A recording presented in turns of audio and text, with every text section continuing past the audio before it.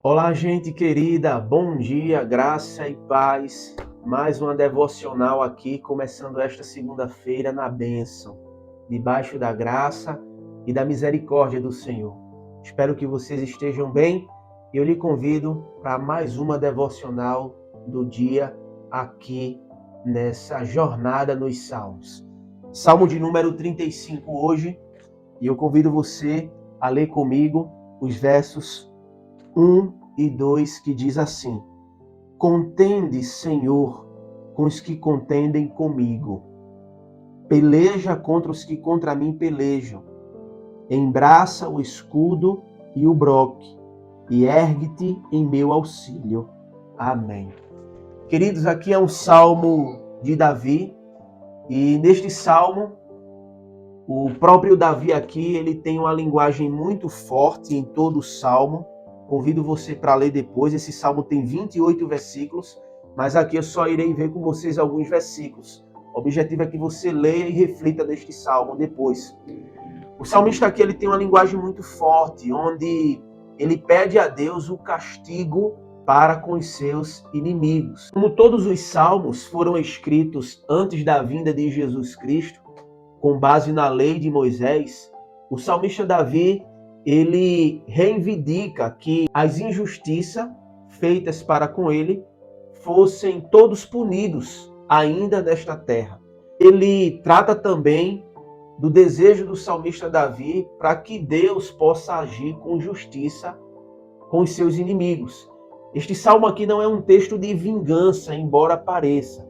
Na verdade, esses versículos aqui buscam reivindicar a justiça de Deus sendo feita através da intervenção divina, onde o nome de Deus é honrado e glorificado. Tema de hoje, eu quero tratar com vocês como lidar com os adversários. Como lidar com aqueles que querem fazer o mal contra você ou falam mal da sua pessoa. Os versículos 1 e 2, os quais nós acabamos de ler, o rei Davi inicia o salmo suplicando por socorro e clamando por defesa. Ao pedir o uso dos escudos aqui, o rei pede a Deus que o defenda de todos os tipos de acusações, das mais leves até as mais graves. E aqui a gente já aprende um primeiro princípio de como lidar com os adversários, é orando. O salmista, ele pede a Deus, ele recorre a Deus, ele diz: Contende, Senhor, com os que contendem comigo, peleja contra os que contra mim pelejam. Veja que a luta, mesmo sendo de Davi, ele não busca diretamente lidar com o confronto, mas ele entrega os seus adversários ao Senhor. Você tem feito isso? Ou você tem confrontado aqueles que perturbam você? Você tem recorrido a Deus em oração, entregando seus problemas e suas dificuldades a Ele? Ou você tem confrontado com as pessoas que lhe confrontam? É interessante a postura do salmista Davi, porque no verso 3, ele vai dizer: Embraça o escudo e o broque, e ergue-te em meu auxílio. Aqui, após suplicar por defesa, o rei clama por um contra-ataque. Ele coloca diante de Deus os seus inimigos e diz a Deus: Senhor, ataca eles, faz alguma coisa em meu favor. E aqui o salmista Davi, ele faz uma alusão à lança e ao machado, que são ferramentas de guerra. Para Davi, tanto o ato de defesa quanto o ato de ataque seriam feitos por Deus e mais ninguém.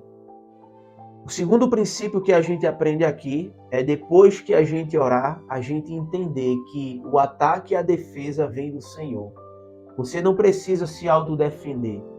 Cuide do seu caráter, que Deus cuidará da sua reputação.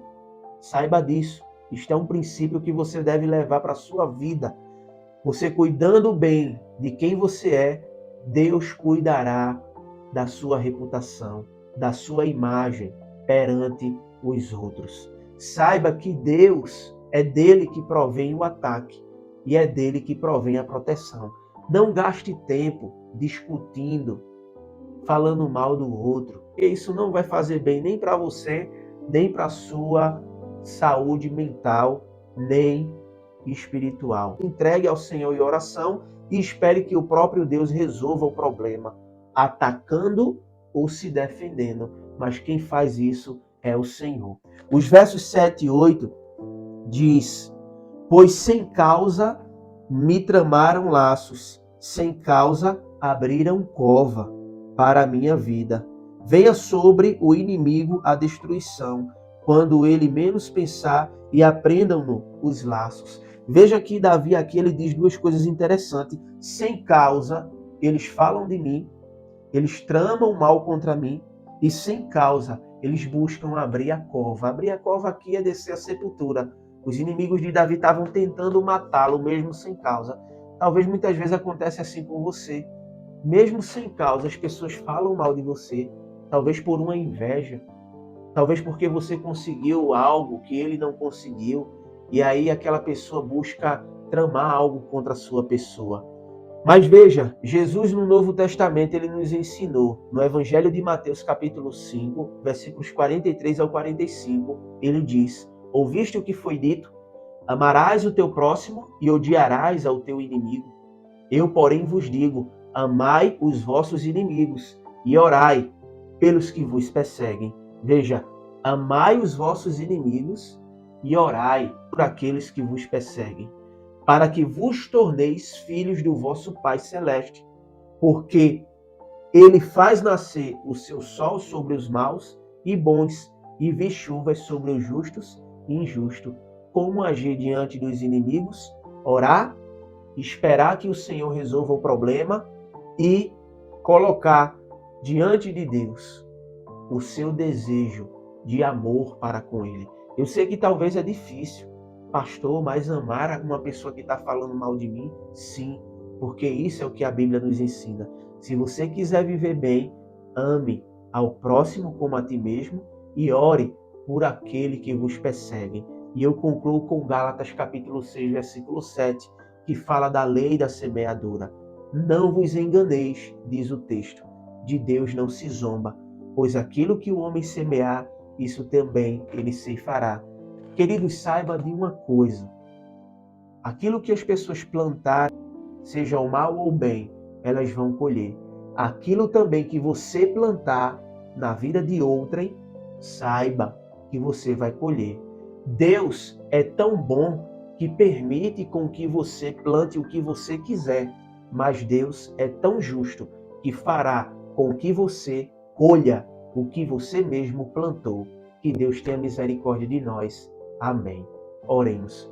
Senhor nosso Deus, obrigado por este texto, obrigado pela tua palavra que nos ensina a lidarmos com os nossos adversários.